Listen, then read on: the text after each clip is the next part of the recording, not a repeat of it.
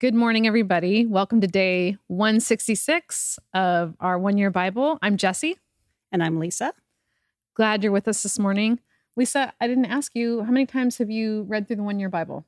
This is my first year. Okay, very and cool. I'm loving it. Good. And hopefully for some of you, it's your first time as well. I know we've got others that have done it before, so glad everybody's here. It was interesting because I saw you're in my group. Yep. And I noticed there was one day where you had said, oh, that's where that scripture came from. And so I love that happens when you're reading through the one-year Yep. Bible. It kind of gives context to some of those verses maybe that you've seen before, but Yes. didn't know where they were found. So yes, definitely Very cool. enjoying it, learning a lot. Awesome. So we're going to start off with 1 Kings 14, our first Old Testament passage. I always love the Old Testament. I always feel like it's a little bit like spinning the wheel and you just never know what you're going to get. And so my last two times I've had people being destroyed right out of the gate. This starts off a little differently. Yep. And so kind of a funny story with King Jeroboam's wife disguises herself, dresses up to go see the prophet. And what happens? Well, you cannot keep secrets from God. Yeah. So, the prophet knew exactly who she was and that she was there and called out and said, why are you disguising yourself? I know who you are and why you're here. So, yeah. So that was up before she even got there. It was interesting because God said, this is what's going to happen. She's going to show up at your house. And so there's a little humor in that for me, even though the prophet's eyesight is failing. He's like, hello, wife of Jeroboam. why the pretense? Yeah. So that was interesting. And then this is where the story then goes south. Yeah. And so really the prophet gives her a terrible message. And I just wonder how she processed that whole thing. But God really lets her know that he is not pleased with their family. I mean, in very strong terms. Yep. And so do you want to cover a little bit of what he says there? Well, basically that he's just really disappointed and with all of the idolatry and that he's going to cut down the whole family. And for her, very personally, by the time she arrives home, her son will die the minute she crosses the threshold. Yes. So. Yeah. And so it says, basically God says, I'm going to burn up your dynasty like trash. So very strong words. Yes. And this son that you referenced, he said, as soon as you step through the door of your house, he's going to die. And he's the best thing about your family. Yeah. So God was obviously very displeased. It's another reminder that things don't escape his notice. He's aware of what's going on. He sees both the good and the evil. I think that was from a recent reading, actually. Yeah. So interesting. Yep. And then we move into, and so the story plays out and everything that the prophet predicted ends up happening. Yep. And then you move into Judah, which I think is the southern kingdom, and you have King Rehoboam, which is Solomon's son. Right. And there are not flattering things said of King Rehoboam either. And I was telling you, I want that to be different, knowing this is King Solomon was King David's son. And now here we have, would be King David's grandson. I want the story to read differently, but it doesn't, unfortunately. No. So do you have any observations about King Rehoboam? We had just talked, I think, or a little earlier about it's mentioned twice in this section that his mother was an Ammonite. Yeah. So that's curious to me why that's mentioned twice and if that played into the way that he, was acting and reigning. So. Yeah. So she was obviously one of the foreign wives that Solomon took. And so, you just wonder if that contributed to then the downfall of his son's reign. Right. So then we move into chapter 15, 1 Kings 15. And you had some observations about 15. Do you want to go into that? Sure. So, up until this point, we've been reading a lot about this devastation and this terrible, everybody's being cut down and it's just really hard reading. And yet in verses 4 and 5, it says, nevertheless, for David's sake, the Lord, his God, gave him a lamp in Jerusalem, depending on your version, by raising up a son to succeed him and by making Jerusalem strong. For David had done what was right in the eyes of the Lord. So despite everything, God is still saying, but you're still my people, but David was still my son who pleased me. So it's not all bad. Right. Yeah. So it starts off at the top of the chapter with Rehoboam's son, Abijam becoming king. Yep. He only reigns for 3 years. And then you're referring to his son, King Asa. And so, and then it says right off the top that Asa reigned for, I believe it was 41 years. 41. And so, and then he did what was pleasing in the Lord's sight. And we were talking about even the repercussions of that within his family.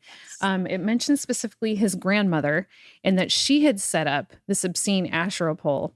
And if you think about your grandparents and our families and what you hope to inherit from your family. Right. I was telling you, I had some props that I forgot to bring with me, but my grandmother graduated from Bible college. And when she passed several years ago, I received a couple of her books that she had studied from in Bible college. And I think I have her diploma, and I was going to bring a couple of those things. Those are good things that I inherited from my grandmother.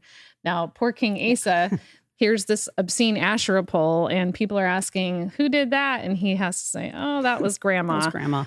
Not what you want to be saying. And so he cuts down this pole, and then he takes it a step farther and he deposes his grandmother. Yep. So we were talking about that couldn't have been a popular decision. I wouldn't have thought. No, so hard choice. But he was clearly trying to be obedient to God to his credit. So this is one of those stories that makes me happy to read. So, any other observations about King Asa? I don't think so. So just so interesting. So then we move into the New Testament where we go into the book of Acts chapter 10. And so another interesting story. We have the story of Cornelius, who is a Roman. And so it's interesting if you think about the fact that the Romans are the ones that crucified Jesus. And so, but this story reads a little bit differently. It says he was devout and God-fearing. So interesting, not talking about a Jew. Right. And just, so he has a vision. And the angel is telling him, hey, God has he's heard your prayers and he's seen your gifts to the poor. So not only does it describe him as devout and God-fearing, but then it follows through with, and here are his actions. He prays regularly and he gives out of his faith. So interesting. So he has this vision. And then in the next section down, you have Paul, the Apostle Paul, who sees this trance. And we were talking about the times are given there. For Cornelius, it says it was about 3 p.m. And the Apostle Paul goes into his trance a little around 12 noon. And so it's interesting the times are given. And so I was telling you that I'm a very routine person, and Same. I would prefer to spend my quiet time with Jesus in the morning. But I can be very linear. And so it's interesting to me that we have 3 o'clock being mentioned here and 12 o'clock. And Paul was praying at noon. And so clearly God can speak outside of the morning as well. He clearly speaks in the afternoon. Just it's funny to me how those little observations that you make. I was mentioning to you, there's a verse that talks about this actually in Psalm 55. And it says, evening, morning, and noon do I pray and cry aloud, and God hears my voice. And so it just backs up that it really doesn't matter what time of day, that God has the ability to speak outside of our routines and our schedules. He can do that anytime. So interesting. So do you want to go into that story a little bit more about what's happening? So the vision that, so one thing we talked about is there's very specific, God is calling up very specific things that are going to happen. And, these men are going to come by at this time. This is what they're going to say at your front door. Here's what I need you to do specifically about that. And we were talking about that, how sometimes we think when God talks to us, it's just general in nature, or we have to infer what his meaning is. And that's maybe not always the case. He can be very specific, and it's good to recognize that and look for that and realize that, so he may say one day, you know what, I was joking, hey, your neighbor's going to knock on your door and they're going to need your help. And here's what I need you to do about that. So you just never know. It was very, very specific. Yeah. These men are going to show up at your door. I want you to get up and go with them. So there wasn't a lot left to wondering there. That was very clear what he wanted him to do. So, what else were your observations about that? I don't know. Paul was kind of having his, I guess maybe some prejudice removed for him in the story, I feel like, with Cornelius being considered a Gentile. And God was saying, do not call unclean what I have made clean. And so it's interesting. Then I observed one thing that I hadn't noticed before was that he invited those men in and they stayed the night with him first. And then they got up the next morning and he went with them. Yeah. And so he got the message in the he vision. did. Yes. And it actually said that happened for Paul. He saw the same thing 3 times. Yeah. And I wonder, I don't know, did he need to see that 3 times? Maybe. It's interesting. Maybe. Yeah. Just making sure he got the message. And there are probably times where God has had to share things with us multiple times in order for us to hear the message. So interesting observations. True. We move into an interesting Psalms passage. Yes. Psalm 133, 1-3.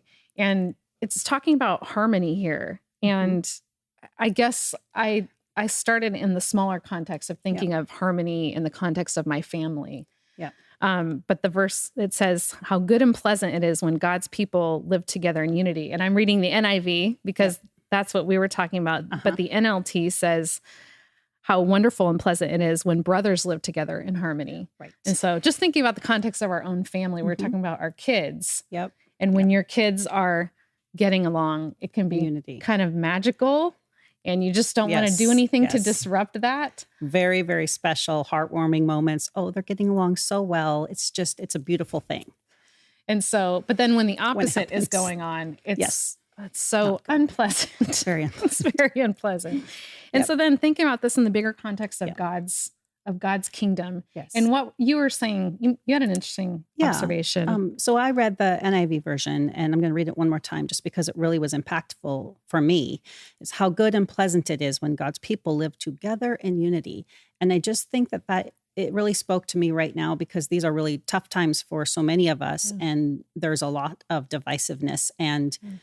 But I mean, Pastor Dan preaches it, all the time. We're God's children. We're God's people. We are one family under God. And for us to live in unity, despite our differences and despite, all the things going on, that is very special to me. And so that's what that verse really spoke to me.